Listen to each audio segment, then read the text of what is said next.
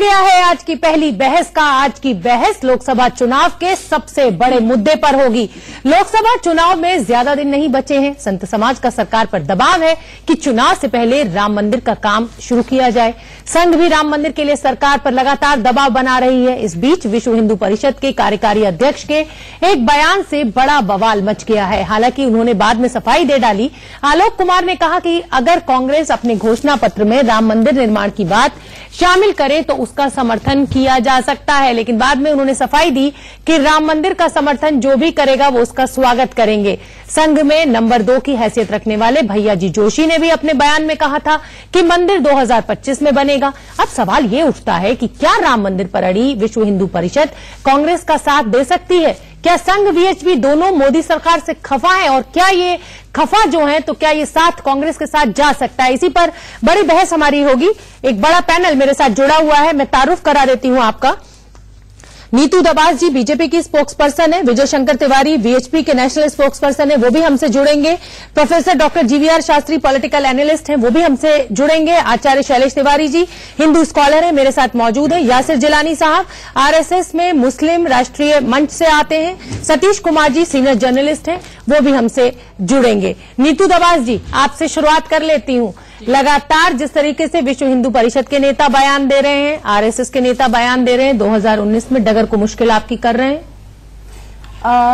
देखिए शोभना जी, मैं कहना चाहूंगी आलोक जी का जो वक्तव्य कल आया है उसमें उन्होंने साफ ये कहा है कि उनके विश्व हिंदू परिषद लगातार सभी दलों के 500 सांसदों से मिले हैं। हाँ। और उनकी लगातार कोशिश है, क्योंकि विश्व हिंदू परिषद का राम मंदिर का बनना उनका सबसे पहला जो है मुद्दा है, और उनकी भावनाओं की हम पूरी कद्र करते हैं और उन्होंने करते हैं, पर कुछ किया नहीं। केंद्र में भी है, राज्य में भी है जी, बस कद्र ही करते रह गए, जमीन पर कुछ नहीं किया। नहीं, कद्र हमने की है और उसके लिए बीजेपी का जो मुख्यालय था वो छोटे से 5 स्टार 7 स्टार होटल की तरह बन गया, लेकिन रामलला आज तक टेंट में है और इसीलिए नाराज है। संत समाज आपसे नाराज है, विश्व हिंदू परिषद आपसे नाराज है और आरएसएस आपसे नाराज है कि अपना मुख्यालय तो आपने 7 स्टार बना लिया और रामलला के बारे में कुछ किया नहीं। हमने किया है, मैं बताती हूँ। पहले हमने 2 काम किए। पिछली सरकार में आर्कियोलॉजिकल सर्वे डिपार्टमेंट से सर्वे कराकर हम लोगों ने ये सिद्ध किया कि वहां पर भगवान श्री राम लला की वो जन्मभूमि है।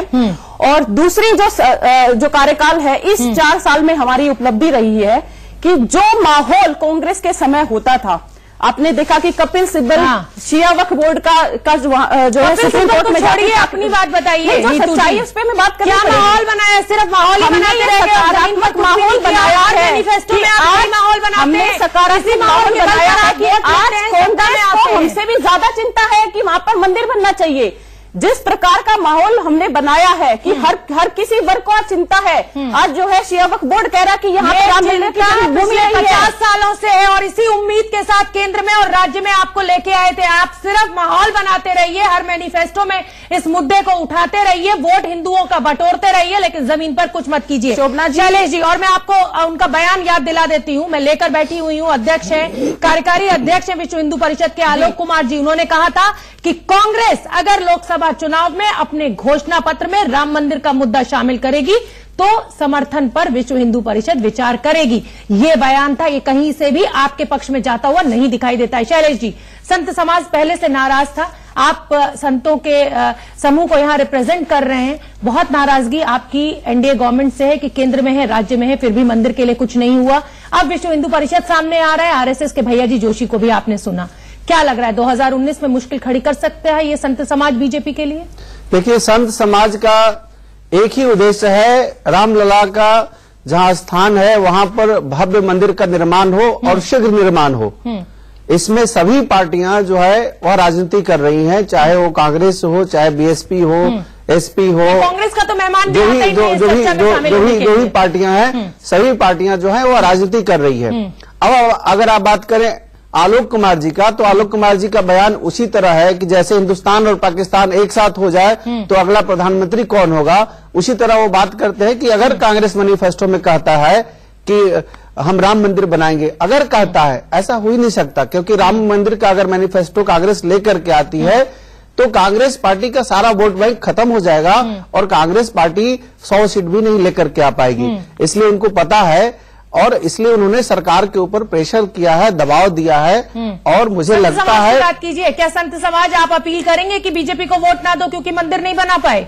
देखिए, संत समाज की तरफ से मैं यह बोल, मुंह पे यहाँ पे स्टूडियो में बोलते रहेंगे और पीछे से सपोर्ट करते रहेंगे? नहीं, मैं पीछे से भी और सामने से भी सपोर्ट करता हूं, क्योंकि जो धार्मिक पार्टी है, जो धर्म को बढ़ावा देती है, वह जो है भारतीय जनता पार्टी है और कोई दूसरी पार्टी नहीं है जो धर्म को बढ़ावा देती है।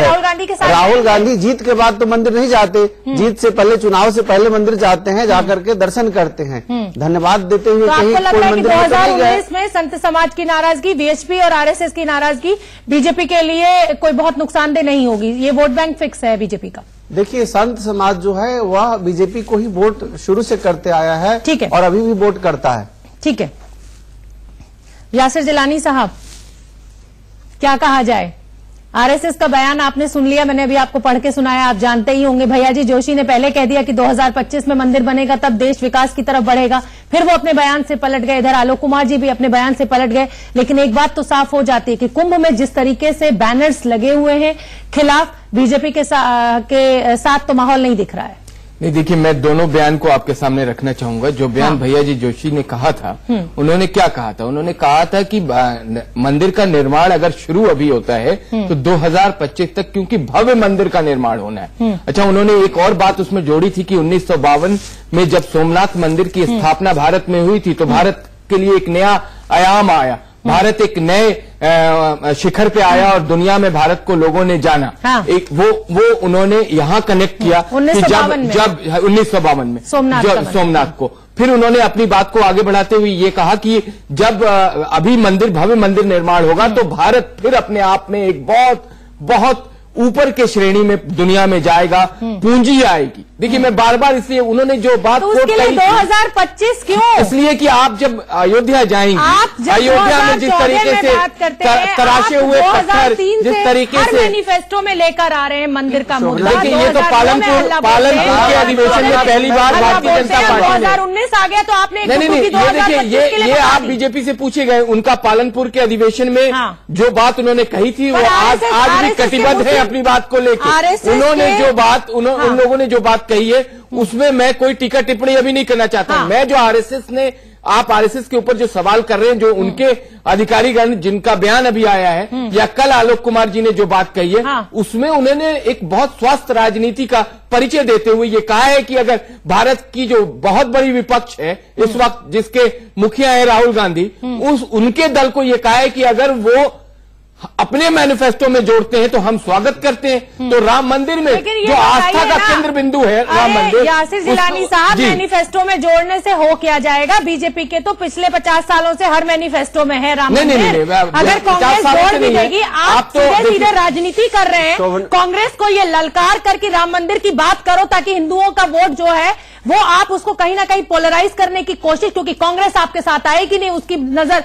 मुस्लिम वोट बैंक पर और आपका हिंदू वोट बैंक पक्का हो जाए तो सॉफ्ट हिंदुत्व की वजह से कांग्रेस के साथ आपको जाता हुआ दिखाई दे रहा है। देखिए, मैंने जितनी भारतीय जनता पार्टी को मैंने देखा, समझा और पढ़ा है, जो जानकारी हासिल करी है, 2 सीट से लेके 283 तक पहुंचे, उन्होंने कभी भी इस तरह की कोई राजनीति नहीं करी, हमेशा से विकास के ऊपर राजनीति नहीं, ये जो धर्म को लेके बार बार धर्म या तुष्टीकरण की राजनीति सिर्फ भारत के अंदर कांग्रेस पार्टी ने करी है, कांग्रेस पार्टी ने करी है। साधु संतों का एक विश्वास था कि मोदी सरकार जो है वह विधेयक लेकर के आएगी, और वह विश्वास पर पानी फिर गया है। साधु संत लोग की नाराजगी तो है, इसके बावजूद भी साधु संत चूंकि बीजेपी को धार्मिक पार्टी मानते हैं, इसलिए साधु संत लोग इस तरह बीजेपी से उखड़कर बीजेपी धार्मिक लगती है, कांग्रेस अधर्मी लगती है। नहीं, अधर्मी और धर्मी की बात नहीं है, धर्म ध्वजा को फहराने वाले। अब देखिए, अयोध्या जी हो गया, पहले जो है वो अयोध्या जी नहीं था नाम, ऐसे बहुत सारे धर्म की ठेकेदारी जो पूरी है वो आपने एक राजनीतिक दल को दे दी क्योंकि वो आपको सूट करता है। नीतू जी, नुकसान होता हुआ तो दिख रहा, आप माने और चाहे ना माने, हर बार मैनिफेस्टो में ये मुद्दा देकर आप कहीं ना कहीं विश्वासघात नहीं कर रहे हैं इस देश के हिंदुओं के साथ? विश्वासघात नहीं कर रहे, और मैं ये कहूंगी इस देश का सभी वर्ग ये समझते हैं और इस बात पे सहमति रखते हैं कि भारतीय जनता पार्टी ही एकमात्र पार्टी है इस देश में जो राम मंदिर बनाएगी, भव्य राम मंदिर बनाएगी। कब बनाएगी? दूसरी बात आपने जो उठाई है, जो चुनावी घोषणा पत्र थे, उसमें साफ तौर पर ये लिखा गया है कि संवैधानिक तरीके से भारतीय जनता पार्टी हम कोर्ट के निर्णय का इंतजार कर रहे हैं, क्योंकि 3 विकल्प हमारे पास बचते हैं। हाँ। पहला विकल्प है कोर्ट का निर्णय, दूसरा विकल्प हमारे पास बचता है कि हम वहां पर ऑर्डिनेंस लाए, हाँ। और तीसरा कि हम कानून बनाए। ये तीनों विकल्प है, लेकिन कानून बनाना, ऑर्डिनेंस लेकर आना, ये हमारे अंतिम विकल्प है। ये देश जो है संविधान से चलता है, और हम सुप्रीम कोर्ट का पूरा सम्मान करते हुए उनके निर्णय का इंतजार कर रहे हैं। दूसरी बात शोभना जी, मैं एक बात और इसमें ऐड कर देना चाहती हूँ, सिर्फ सुप्रीम कोर्ट के निर्णय के बाद ही भव्य मंदिर वहां बन जाएगा, ऐसी अपेक्षा मैं भी नहीं करती हूँ। क्योंकि यहाँ पर जैसे ही निर्णय आएगा ना, खूब रैलियां निकलेंगी। आप ये मत समझिए कि जैसे ही सुप्रीम कोर्ट का निर्णय आ गया और उसके बाद तुरंत जो है कांग्रेस अपने अलग सुर अलापेगी, वहां पर समाजवादी पार्टी कुछ और निर्णय लेके वहां पर अलापेगी और सड़कों पर आएंगे। अरे हमारी कोशिश अगर सुप्रीम कोर्ट का फैसला आ भी जाएगा तो कांग्रेस क्या कर लेगी? आलोक जी के हर एक को फैसला तो कोर्ट का मानना होगा। चलिए, जो 1 जनवरी को अपने, अरे मैडम बोलाना बंद कीजिए। सुप्रीम कोर्ट का फैसला आएगा तो कांग्रेस की क्या हैसियत है, लेकर चले, या किसी भी राजनीतिक दल की क्या हैसियत है? आस्था का विषय है शोभना जी, ये सिर्फ आस्था के विषय पर फिर वोट मत मांगिए ना। आस्था के विषय पर वोट बैंक की राजनीति करना छोड़ दीजिए ना नीतू जी। हमें कोई ऐतराज नहीं है, आस्था का विषय है, देश के हिंदुओं को हिंदुओं के हाल पर छोड़ दीजिए, लेकिन वादा खिलाफी करके कम से कम उनको मूर्ख मत बनाइए। चलिए ठीक है, जनता पार्टी नीतू जी मुझे निर्णय कर पाएगी और राम मंदिर बना पाएगी। आज तक तो कर नहीं पाई है, आज तक तो कर नहीं पाई है। केंद्र और राज्य में पता नहीं किस चीज का दावा है। चलिए ठीक है, चलिए मुझे पहली बहस को मुझे इस समय छोटे से एक ब्रेक के लिए रोकना पड़ रहा है। हेडलाइंस के पहली बहस के सिलसिले को आगे बढ़ाते हैं। एक बड़ा पैनल मेरे साथ जुड़ा हुआ है। नीतू दबास जी बीजेपी की स्पोक्स पर्सन हैं, आचार्य शैलेश तिवारी जी हिंदू स्कॉलर है, यासिर जिलानी साहब आरएसएस मुस्लिम राष्ट्रीय मंच से हैं, सतीश कुमार जी सीनियर जर्नलिस्ट हमसे जुड़ेंगे, विजय शंकर तिवारी वीएचपी के नेशनल स्पोक्स पर्सन है, वो भी हमसे जुड़ेंगे, professor doctor GVR Shastri political analyst हैं। हमें इंतजार है उनके जुड़ने का। नीतू जी, मैं आपसे बात कर रही थी, आप कहती हैं कि सिर्फ एक बीजेपी ही एक ऐसी पार्टी है जो मंदिर बना सकती है। ये आप भी जानती हैं कि आपके हाथ में कुछ भी नहीं है, मामला पूरा सुप्रीम कोर्ट में है। फिर इस तरीके का वादा करके क्यों सिर्फ वोट बैंक की राजनीति कर रहे हैं आप लोग? मैं कुछ फैक्ट्स लेकर आना चाहती हूँ शोभना जी, अपनी बात को रखने से पहले।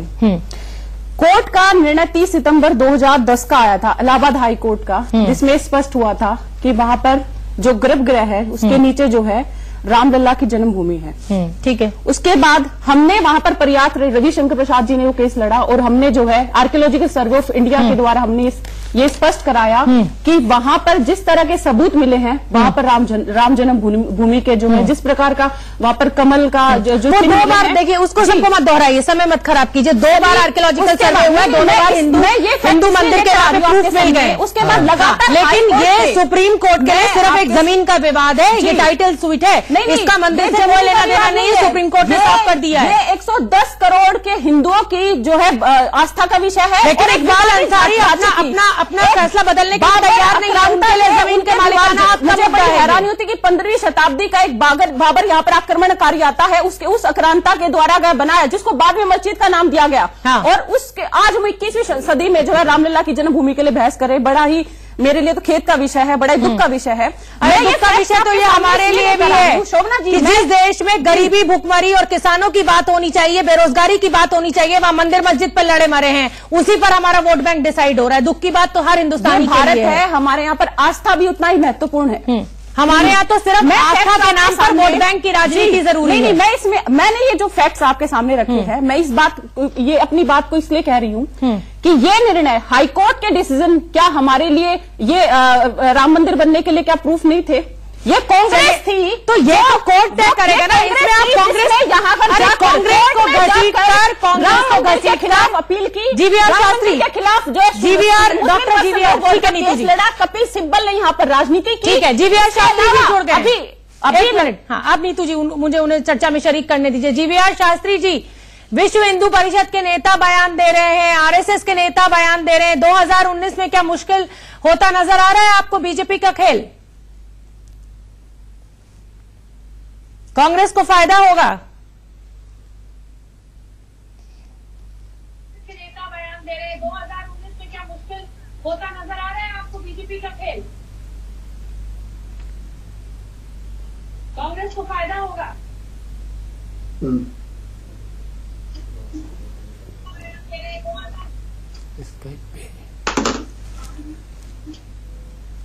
जीवीआर जी, आप मुझे सुन सकते हैं?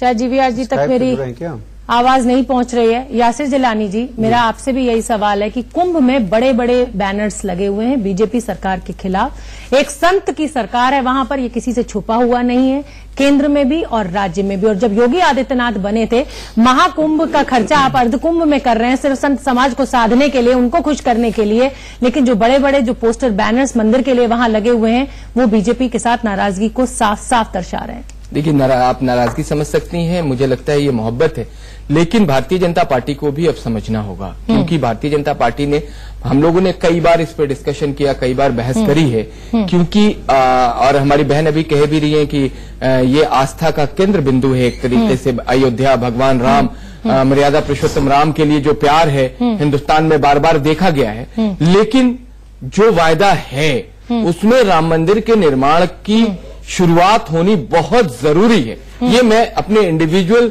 मेरी सोच है, मुझे ये लगता है कि अब देर नहीं होनी चाहिए, क्योंकि बार बार सरकार ने यहाँ के लोगों से, संत समाज से, जो उनसे लगाव रखते हैं, उन लोगों से ये वादा किया था। जीवीआर शास्त्री जुड़ गए। यासिर जी, मुझे उनका रुख करना पड़ेगा। जीवीआर शास्त्री जी, आरएसएस के बयान, एक बार फिर से हमारा संपर्क उनसे टूट गया। यासिर जिलानी साहब, आप अपनी बात पूरी करें। तो मुझे लगता है कि अब सरकार को सोचना पड़ेगा। बार बार ये बात जो आ रही है कि कोर्ट में मामला है, न्यायालय में मामला है, लेकिन अगर आस्था का मामला है तो फिर कैसे ये कोर्ट की तरफ से कैसे, आखिर कोर्ट में कहां अड़चन हो रही है? मोहन भागवत कह रहे हैं कि अगर इतने जवान मर रहे हैं बिना वॉर के तो इसका मतलब हम अपना काम ठीक से नहीं कर रहे हैं। या भैया जी जोशी ने 2025 की डुगडुगी पकड़ा दी, आपको नुकसान होता दिख रहा है कि नहीं? मेरा हाँ या ना में जवाब दे दीजिए। नहीं, मुझे देखिए, इसमें ऐसा कोई बहुत बड़ा नुकसान आप कह रही है कि मौजूदा सरकार को कुछ हो रहा है। हाँ। ये तो सरकार को सोचना पड़ेगा, क्योंकि सरकार को सोचने का वक्त अब आ गया है। बहुत कम टाइम है, बहुत सारे डिसीजन लेने हैं, और जिसमें सबसे बड़ा डिसीजन है जो आस्था का मुख्य केंद्र बिंदु अयोध्या और भगवान राम। ठीक है, सतीश कुमार जी सीनियर जर्नलिस्ट हैं, वो भी हमसे जुड़ गए हैं, चर्चा में थोड़ा सा देरी से आए हैं। सतीश जी, जिस तरीके से आप आरएसएस के नेताओं के बयान सुन रहे हैं, वीएचपी के नेता आलोक कुमार ने बयान दे डाला, संत समाज पहले से नाराज है, उधर उत्तर प्रदेश में गठबंधन सिर पर चढ़ गया है, क्या माना जाए 2019 के लिए बीजेपी के लिए मंदिर का मुद्दा जो है वो गले की फांस बनता जा रहा है? स्वप्ना जी, निश्चित रूप से ये डिफाइनिंग मोमेंट होगा। डिफाइनिंग मोमेंट अगर हम इसकी तुलनात्मक व्याख्या 1989 के इलेक्शन से करें तो उस समय भी स्थिति तकरीबन यही थी, अलायंस बिल्डिंग का मामला था, और बीजेपी के पास उस समय 2 सीटें थी। कांग्रेस के नेता राजीव गांधी ने यात्रा निकालने की कोशिश की थी और शिलान्यास की बात की थी। तो अगर उस चुनाव के आंकड़े को देखेंगे तो कांग्रेस को लोगों ने पसंद नहीं किया और उनको विश्वास नहीं हुआ कि राम जन्मभूमि जैसे मुद्दे का वो सफलतापूर्वक हल कर पाएंगे। तो कांग्रेस की यूपी में 82 सीटें थी, वो घटकर 25 पर आ गई। बीजेपी जहां पर 2 सीट पर था वो बढ़कर 85 पर चला गया। यूपी में उसे 12 सीटें मिली थी। गठबंधन को बहुत, ये जो बाकी जो दल थे, जनता दल को 54 सीटें मिली थी। तो तकरीबन स्थिति का जायजा अगर देखा जाए तो राम मंदिर का मुद्दा निश्चित रूप से डोमिनेट रहेगा। आरएसएस की नाराजगी आप देख रहे हैं कि कोई नुकसान नहीं पहुंचाएगी बीजेपी को? नहीं, आरएसएस को हमको नहीं लगता कि वो नुकसान पहुंचा पाएगी, क्योंकि आरएसएस के पास जो सबसे एफिलिएटेड जो पॉलिटिकल पार्टी है, ऑर्गेनाइजेशन है, वो बीजेपी है। बीजेपी भी सुप्रीम कोर्ट के दायरे में बंधा हुआ है सरकार में होने के कारण से। आरएसएस का अपनी सोच है और उस हिसाब पर वो बिल्कुल सही है। विजय शंकर तिवारी बीएचपी के नेशनल स्पोक्स पर्सन है, वो भी हमसे जुड़ गए हैं। विजय जी, थोड़ा सा देरी से आए हैं आज आप पहली बहस में, लेकिन मेरा सवाल आपसे यही है कि आलोक कुमार कार्यकारी अध्यक्ष कहते हैं कि कांग्रेस अगर लोकसभा चुनाव के अपने घोषणा पत्र में राम मंदिर का मुद्दा शामिल करेगी तो समर्थन पर विचार करेंगे। हालांकि उन्होंने सफाई दे दी है, लेकिन आप लोगों को ऐसा नहीं लग रहा है कि 2019 के लिए आप अपने ही बीजेपी को नुकसान पहुंचा रहे हैं, अपने ही दल को?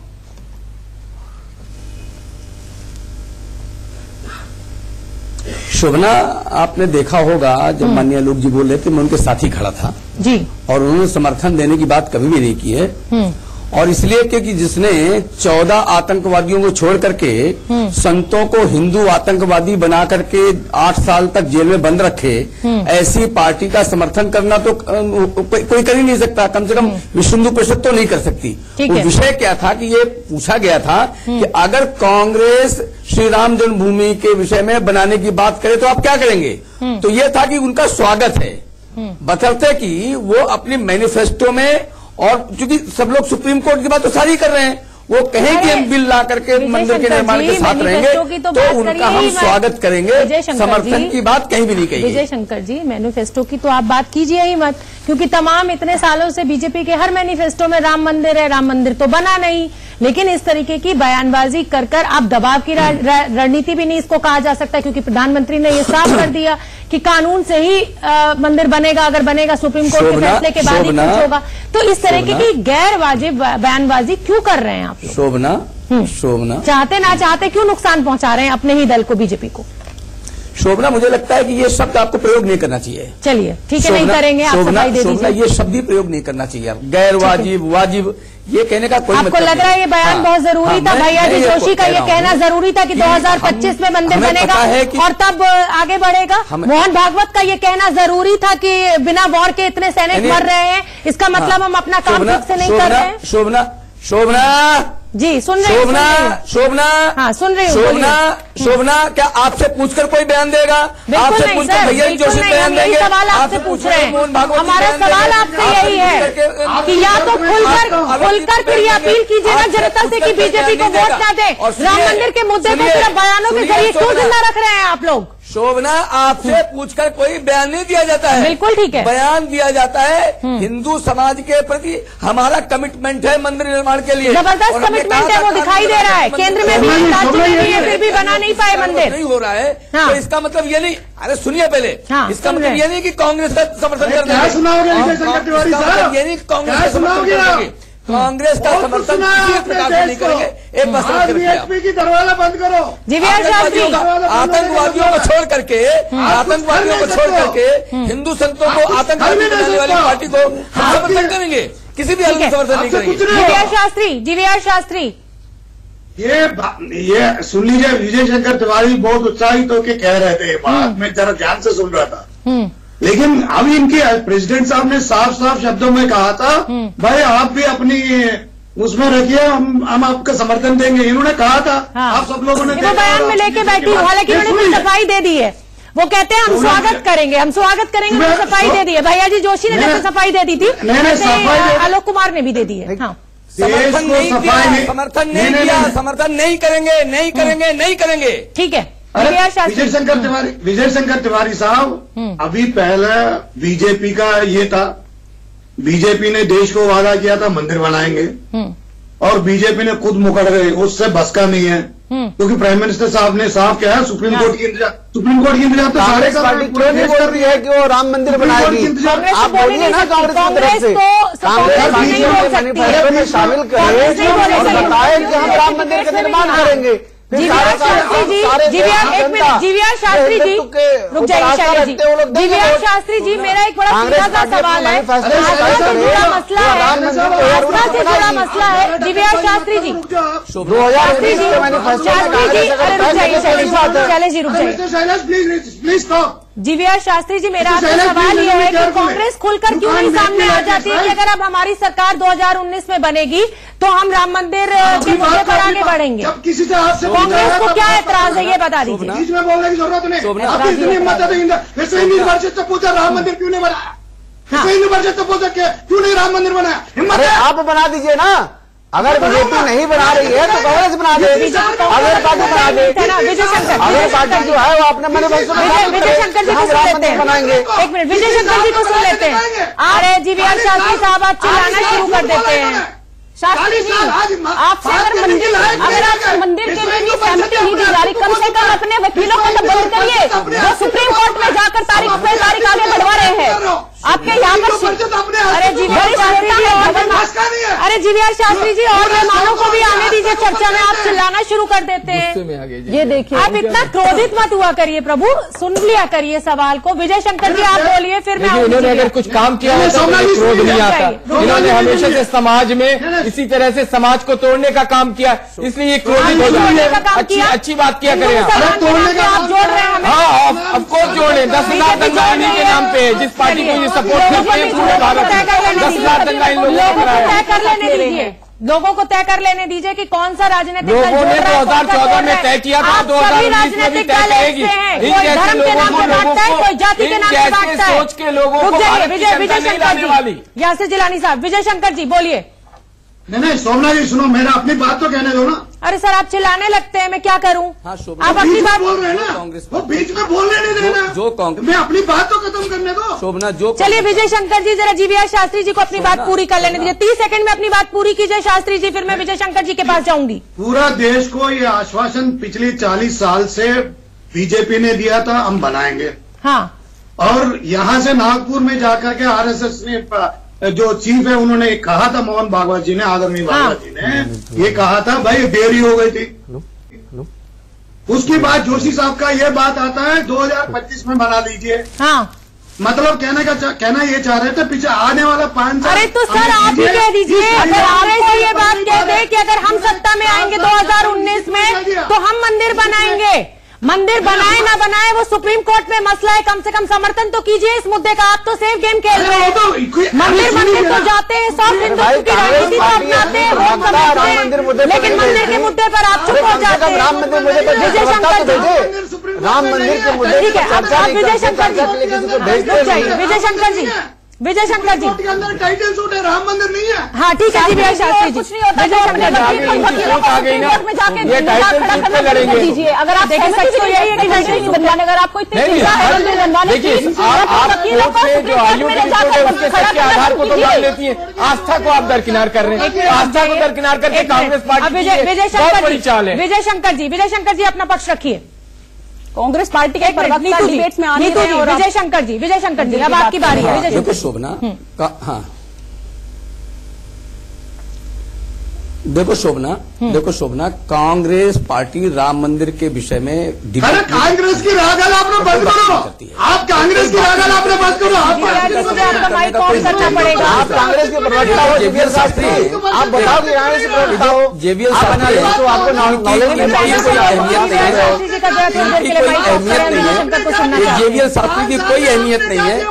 ये इंडिविजुअल आकर के यहाँ क्या बात करते हैं, ये पब्लिक को भ्रमित करते हैं। रिक्वेस्ट कर रहे हैं जीवीआर शास्त्री जी को थोड़ा म्यूट कीजिए, तो डिबेट में भी शामिल नहीं हो रहे। जीवीआर शास्त्री जी थोड़ा शांति रखिए। जीवीआर जी थोड़ी शांति रखिए। विजय शंकर को अपनी बात पूरी करने दीजिए, फिर मैं आपका पक्ष रुख सुनूंगी। बोलिए विजय शंकर जी।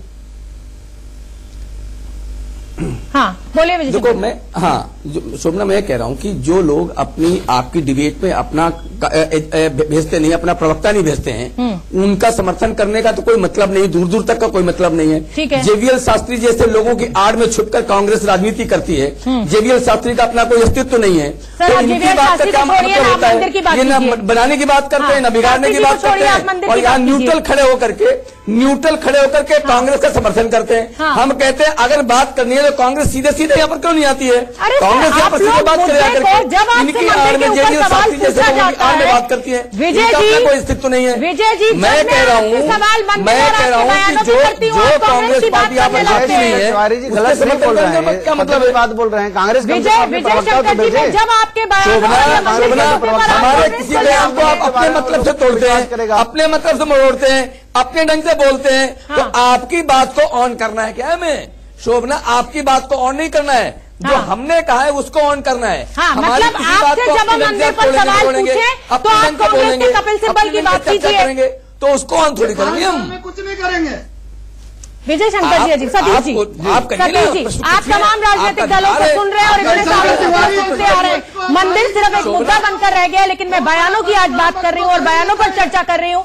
क्या आरएसएस और वीएचपी का ये जो बयानबाजी है ये नुकसान पहुंचाएगी या नहीं? सर छोटे में आंसर दीजिएगा, बहस खत्म करने का समय आ गया। शोभना जी, निश्चित रूप से एक मोमेंटम बनाने की कोशिश हो रही है, जिससे कि जो अलायंस हुए हैं वो अलायंस कास्ट पॉलिटिक्स के आधार पर है, उसको डिफीट इसी आधार पर किया जा सकता है कि राम मंदिर का मुद्दा अगर गर्माता है और वो मतलब मंदिर बने या ना बने, आप इस मुद्दे को जिंदा रखिए, सिर्फ ये कोशिश है बीएसपी और आरएसएस की। बीजेपी के पक्ष में जाएगा और वो स्थिति बनाने की कोशिश। सतीश जी, आपको लगता है कि अब हिंदू वोट, मैं छोटा सा आंसर चाहूंगी, उसका बहस खत्म कर रही हूँ, आपको लग रहा है कि अब ये हिंदू वोट इन बयानों पर, इन मुद्दों पर डिसाइड होंगे, मंदिर के मुद्दे पर 2019 में?